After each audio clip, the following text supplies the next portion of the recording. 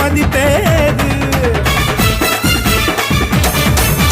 பேருக்கு நீரு ஊத்தி தம்பாரு பூக்களில் பொம்பேரு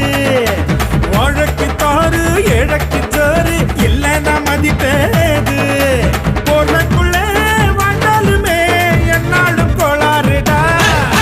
போராடியே வாழ்ந்து புட்டா அது சொல்லும் வரலாறுடா சொந்த பந்த பறவ நடக்காதடா